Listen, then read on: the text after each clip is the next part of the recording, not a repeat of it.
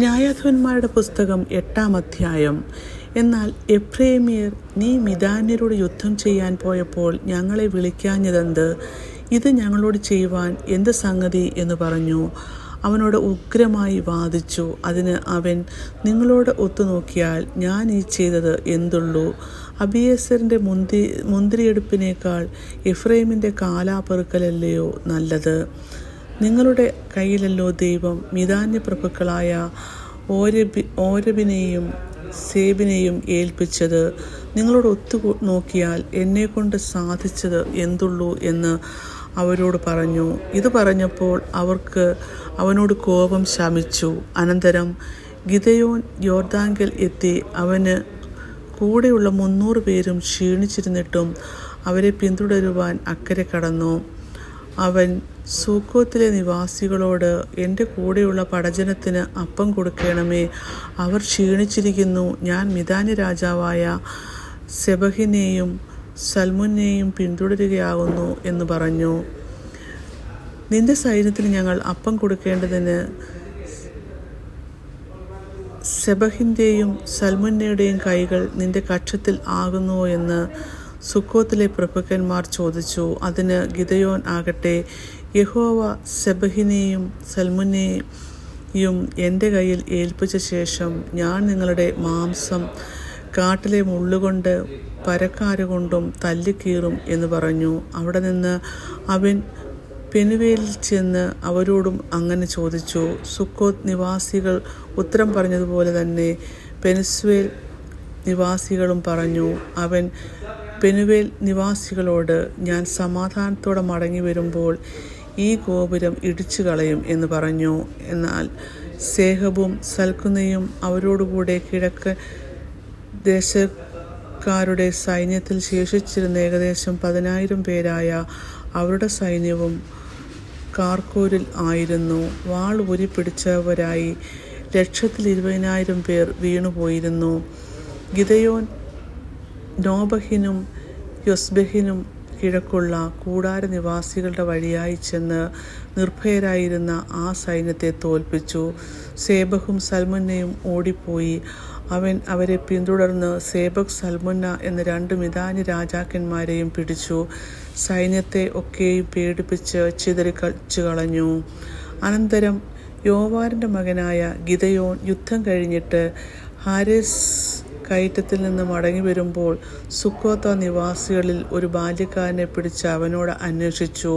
അവൻ സുക്കോത്തിലെ പ്രഭുക്കന്മാരും മൂപ്പന്മാരുമായ 77 ആളുകളുടെ പേർ അവന് എഴുതി കൊടുത്തു.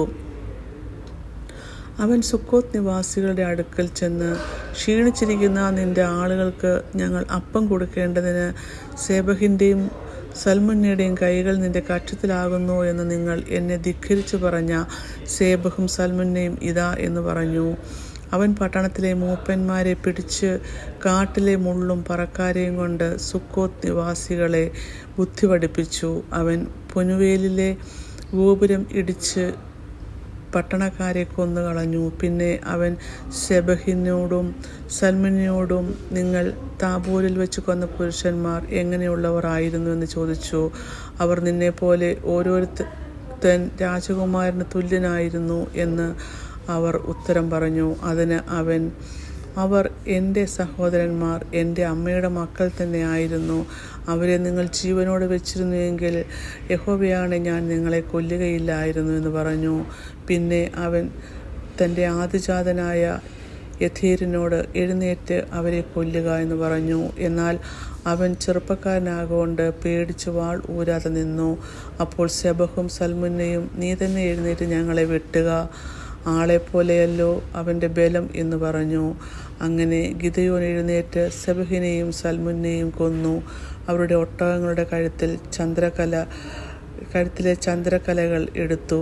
അനന്തരം ഇസ്രായേല്യർ ഗിദെയോനോട്, നീ ഞങ്ങളെ മിദ്യാൻ്റെ കയ്യിൽ നിന്ന് രക്ഷിച്ചിരിക്കുന്നതുകൊണ്ട് ഞങ്ങൾക്ക് രാജാവായിരിക്കണം. അങ്ങനെ തന്നെ നിന്റെ മകനും മകൻ്റെ മകനും എന്ന് പറഞ്ഞു. ഗിദെയോൻ അവരോട്, ഞാൻ നിങ്ങൾക്ക് രാജാവാകയില്ല, എൻ്റെ മകനും ആകയില്ല. യഹോവയത്രേ നിങ്ങളുടെ രാജാവ് എന്ന് പറഞ്ഞു. പിന്നെ ഗിദെയോൻ അവരോട്, ഞാൻ നിങ്ങളോട് ഒന്ന് അപേക്ഷിക്കുന്നു, നിങ്ങൾ ഓരോരുത്തൻ കൊള്ളയിൽ നിന്ന് കിട്ടിയ കടുക്കൻ എനിക്ക് തരേണം എന്ന് പറഞ്ഞു. അവർ ഇശ്മേല്യർ ആയതുകൊണ്ട് അവർക്ക് പൊൻകടുക്കൻ ഉണ്ടായിരുന്നു. ഞങ്ങൾ സന്തോഷത്തോടെ തരാമെന്ന് അവർ പറഞ്ഞു.